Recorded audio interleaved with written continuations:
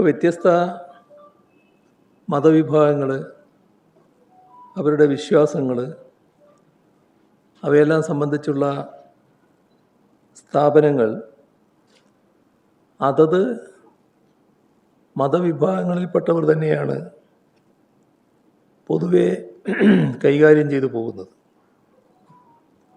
ഇതാണ് മതനിരപേക്ഷതയുടെ ഭാഗമായി നമ്മുടെ രാജ്യം പൊതുവെ അംഗീകരിച്ചിട്ടുള്ളത്. അതനുസരിച്ചുള്ള നടപടികളാണ് ഇതേവരെ തുടർന്നു വരുന്നത്.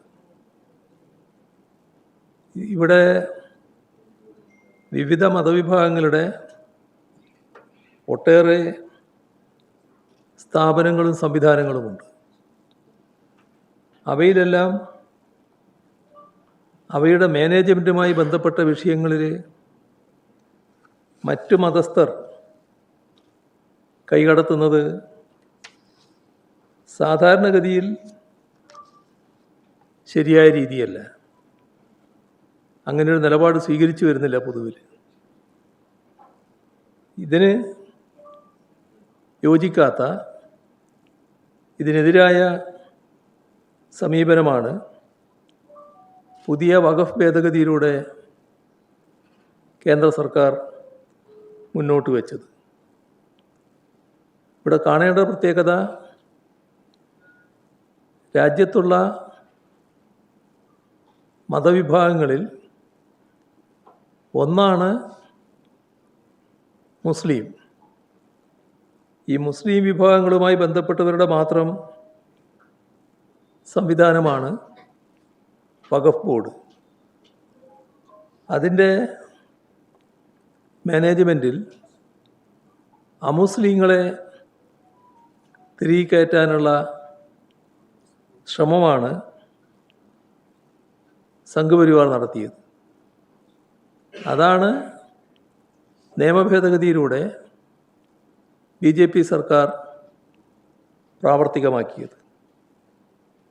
ഇത് ഇന്ന് മുസ്ലിമെതിരെയാണ് വന്നതെങ്കിൽ നാളെ മറ്റ് മതവിഭാഗങ്ങളുടെ കാര്യത്തിലും സ്വീകരിക്കുമെന്ന് തന്നെയാണ് കാണേണ്ടത്. പൊതുവിൽ മതനിരപേക്ഷ സമീപനത്തിന് നിരക്കാത്തതും മതനിരപേക്ഷ വിരുദ്ധവുമായ നിലപാടാണ് ഇക്കാര്യത്തിൽ BJP സ്വീകരിച്ചിട്ടുള്ളത്. LDF സർക്കാർ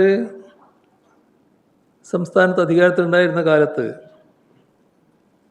2024 ഒക്ടോബർ 14 ന്യൂനപക്ഷ വിഭാഗങ്ങളുടെ ഭരണഘടനാ അവകാശങ്ങളെ ഹനിക്കുന്ന കേന്ദ്ര സർക്കാർ നയത്തിനെതിരെ നിയമസഭയിൽ ഒരു പ്രമേയം അവതരിപ്പിച്ചിരുന്നു.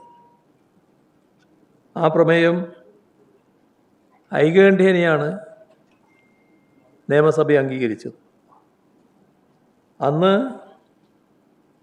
കേന്ദ്ര സർക്കാരിൻ്റെ ഇത്തരമൊരു ഇടപെടലിനെതിരെ കോൺഗ്രസും മുസ്ലിം ലീഗും അടങ്ങുന്ന UDF ആശങ്ക പ്രകടിപ്പിച്ചിരുന്നു. എന്നാൽ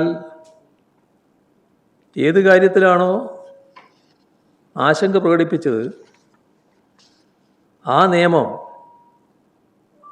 അതിൻ്റെ വള്ളിപുള്ളി വ്യത്യാസമില്ലാതെ പൂർണ്ണമായി നടപ്പാക്കാനാണ് ഞങ്ങൾ തയ്യാറാകുന്നത് എന്നാണ് കേരള ഹൈക്കോടതിയിൽ സർക്കാർ വ്യക്തമാക്കിയിട്ടുള്ളത്. മറ്റൊരു കാര്യവും ഓർക്കേണ്ടതാണ്.